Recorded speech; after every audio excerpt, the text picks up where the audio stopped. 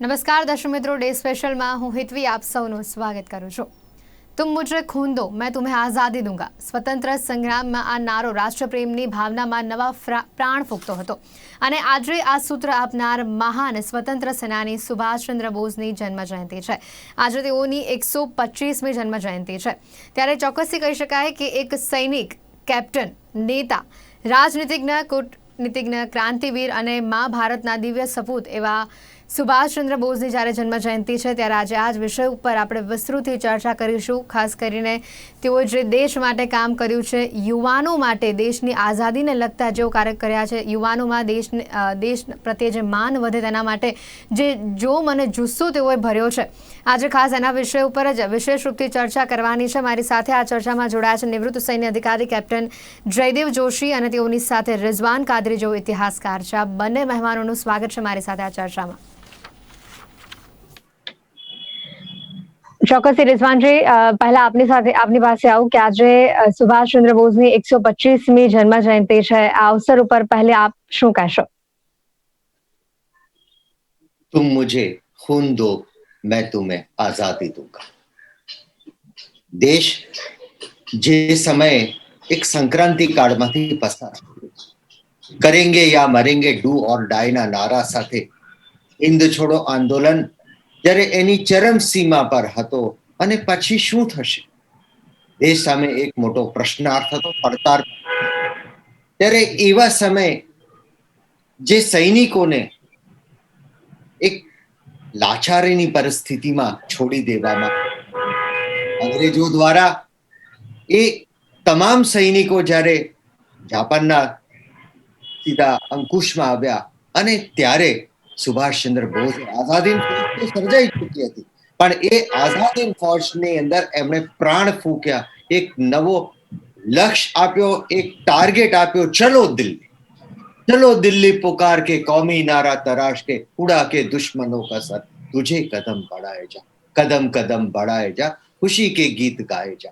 આ રચના તો ગાતા જ હતા બધા એક જુસ્સા સાથે, કારણ કે એ લોકોને પણ સરફરોશીની તમન્ના એમનામાં પણ હતી, પણ એક લક્ષ્ય देखना है जोर कितना बाजुए कातिल में रहे रेवे राहे मोहब्बत रह न जाना राह में लज्जते सहरान वर्दी दूर ये मंजिल में है। आज मक्तल में कातिल कह रहा है बार बार क्या तमन्ना है शहादत भी किसी के दिल में। तो શહાદતની તમન્ના ધરાવતા એ આઝાદીન ફોજના સિપાહીઓને સુભાષ બાબુએ એક લક્ષ્ય આપ્યો અને એ લોકો એક પોતાના નવા જુસ્સા ઉમંગ સાથે ભારતની સીમાઓ સુધી આવી ગયા, યુદ્ધનું પાસું પલટાયું। કદાચ જો પાસું પલટાયું ન હોત તો આઝાદીન ફોજ સર કરતા કરતા મણિપુર, ઇમ્ફાલ સુધી તો આવી ચૂક્યા હતા, પણ એ લોકો ભારતના ઘણા મોટા વિસ્તારની અંદર દાખલ થઈ શકે।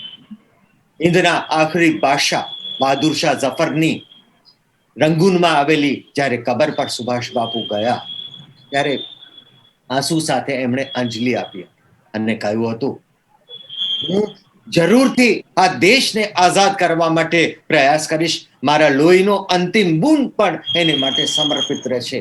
અને એને માટે જ આજે એવા નામી અનામી શહીદો જેમણે આ દેશની આઝાદી માટે તન, મન અને ધનથી કુરબાની આપી છે, એ તમામને યાદ કરવાનો આ દિવસ છે। નેતાજી સુભાષચંદ્ર બોઝની આ 125મી આજે જન્મ જયંતિ છે, પરાક્રમ દિવસ તરીકે મનાવવામાં આવે છે, પણ એમણે તો દેશ માટે લોહી એટલે સમર્પણની વાત કરી હતી। આજે આપણી સામે નવા પડકારો ઊભા થયા છે, દેશ આઝાદ થઈ ગયો, આપણે આઝાદ હિન્દુસ્તાનમાં જન્મ્યા છે, પણ લોકશાહીના જતન માટે, લોકશાહીના સંરક્ષણ માટે, દેશની એકતા અખંડિતતા માટે, રાષ્ટ્રધ્વજના આન બાન અને શાન માટે આપણે નવા સ્વરૂપમાં સમર્પિત થવાનું છે, તો જ આપણી સુભાષ બાબુને અંજલિ હશે। પણ એ નેતાજી કેવા હતા? આજે 2021ની સાલ છે, મને બરાબર સ્મરણ છે, 100 વર્ષ પહેલા એક આઈસીએસ થયેલો યુવાન એણે મા ભૌમની આઝાદી માટે, રાષ્ટ્રને માટે એણે સમર્પણ પસંદ કર્યું અને એણે સુખ સાહેબી અને આમ જે રોફ હતો, મોટા બાબુનો આઈસીએસ નો જે રોફ હતો એ ત્યજીને એમણે સ્વદેશ આવવાનું પસંદ કર્યું। 100 વર્ષ પહેલા ગાંધીજીને મળ્યા, એ સમયે સુભાષ બાબુની ઉંમર માત્ર 24 વર્ષની હતી।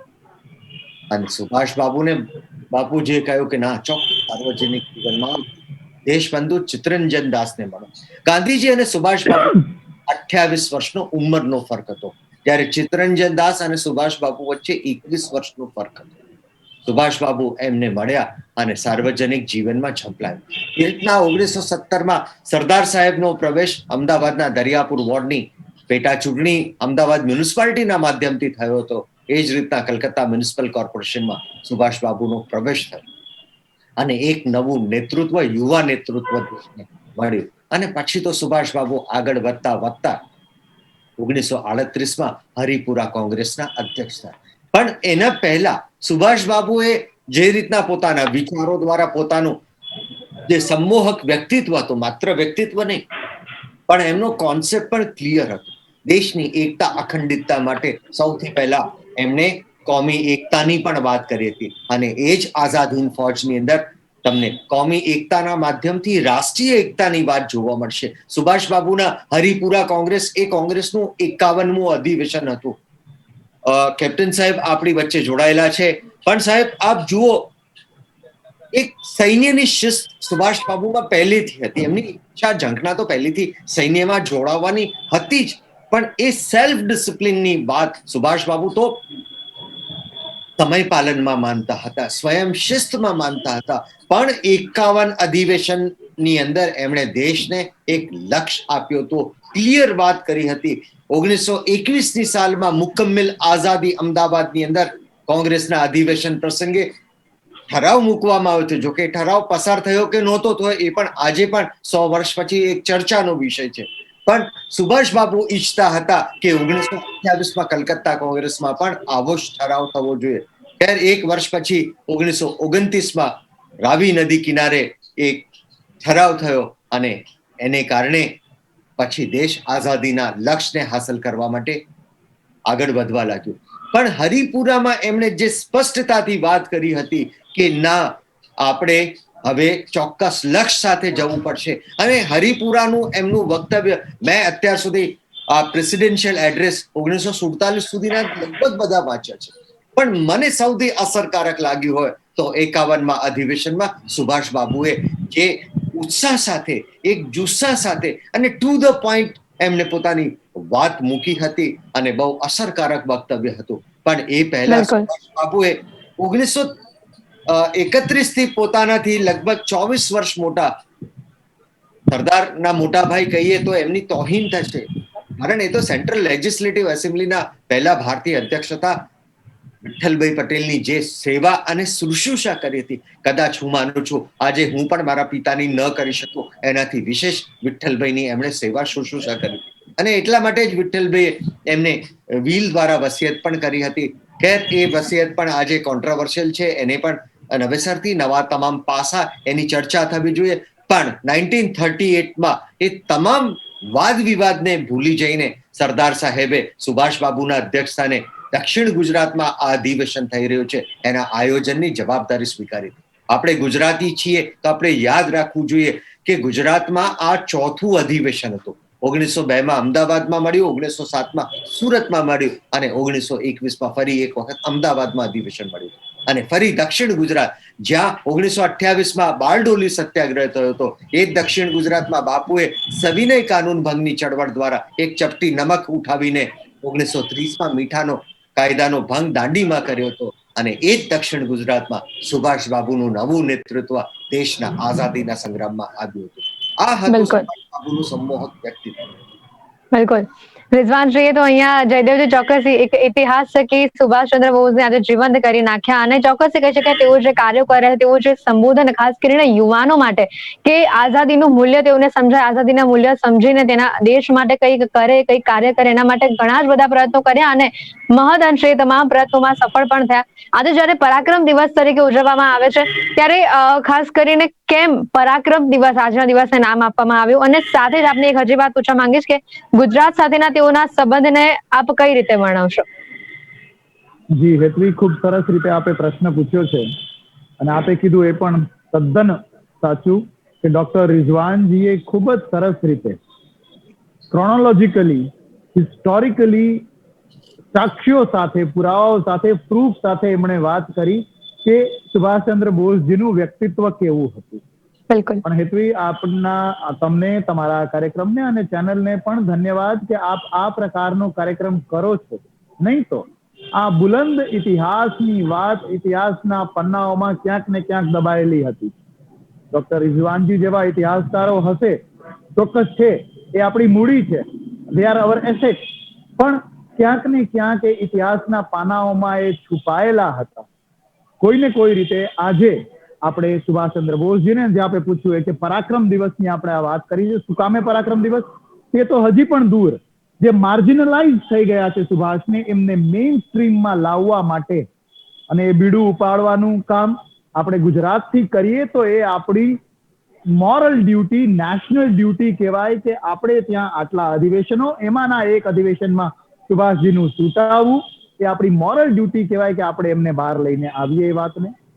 પરાક્રમ વાળી વાત પર જો ફોકસ કરીએ હેતવી, તો આઝાદ હિન્દ ફૌજ, એ આઝાદ હિન્દ ફૌજ જેમાં હજારોની સંખ્યામાં રાણી લક્ષ્મીબાઈ બ્રિગેડ બટાલિયન જે હોય અને ઇન ધ કોમ્બેટ રોલ, એટલે કે લડાકુના રોલમાં ઇન્ડિયન આર્મીમાં એ સમયની બહેનો, સ્ત્રીઓ, જે આજે પણ આપણે એ બહેનો સ્ત્રીઓ માટે મિલિટરીના કોમ્બેટના રોલ્સ હજી પણ ખૂબ જ લિમિટેડ છે. ફાઇટર પાયલટ હમણાં અમુક વર્ષો પહેલા જ આપણને મળ્યા. સર્વિસીસમાં, સપોર્ટ રેજિમેન્ટ્સમાં અને બટાલિયન્સમાં બહેનો છે. તો એ પરાક્રમ દાખવવું આજથી 81 વર્ષ પહેલા, કદાચ 80-85 વર્ષ પહેલા, એ એક મોટી વાત છે, પરાક્રમની વાત છે. એ સમયના મલ્ટી કલ્ચરલ, મલ્ટી એથનિક અને મલ્ટી નેશનલ એવા સૈન્યનું નેતૃત્વ કરવું. એ સમયે કેટલાય ધર્મો વચ્ચેના વૈમનસ્યો, ભારતની બધી ધાર્મિક અને અધર્મમાં પણ જાતિગત સીમાઓ એ સમયે બહુ સ્ટ્રોંગ હતી, બહુ વોટર ટાઇટ કમ્પાર્ટમેન્ટ હતા, છૂઆછૂત પણ ખૂબ હતી.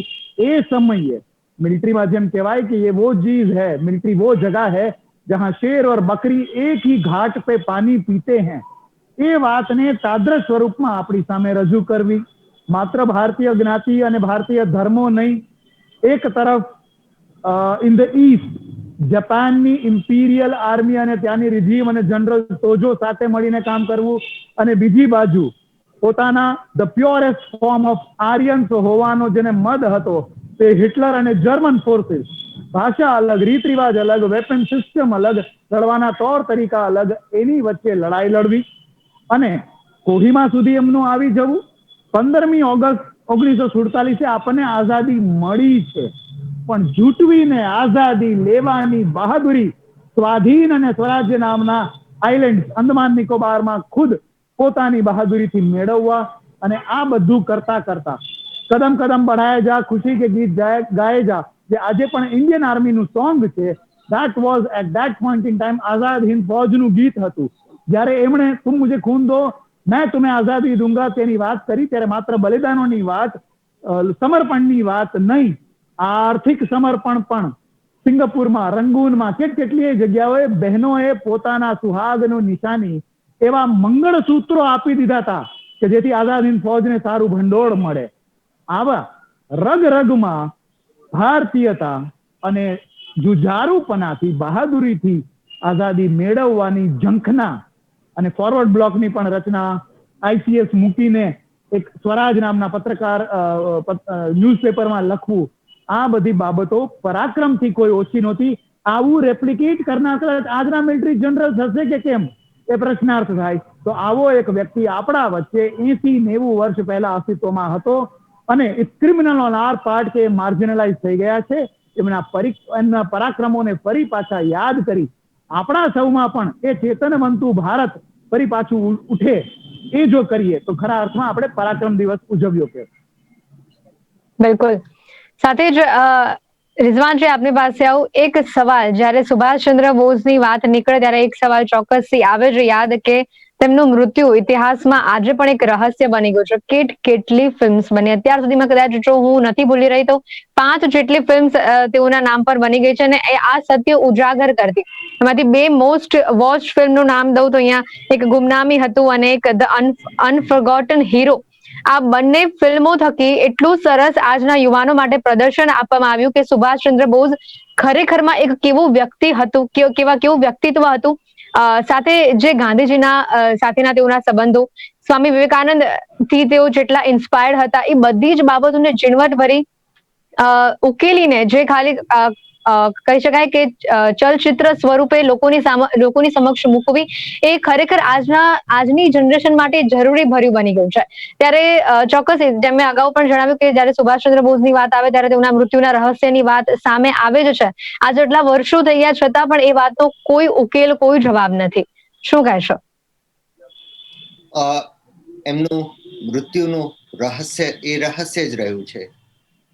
પણ 1946માં 24મી એપ્રિલના રોજ જ્યારે કોંગ્રેસ પ્રેસિડેન્ટનો સવાલ આવ્યો હતો ત્યારે સુભાષબાબુનું નામ પણ 1946માં કોંગ્રેસ પ્રેસિડેન્ટ માટે આવ્યું હતું.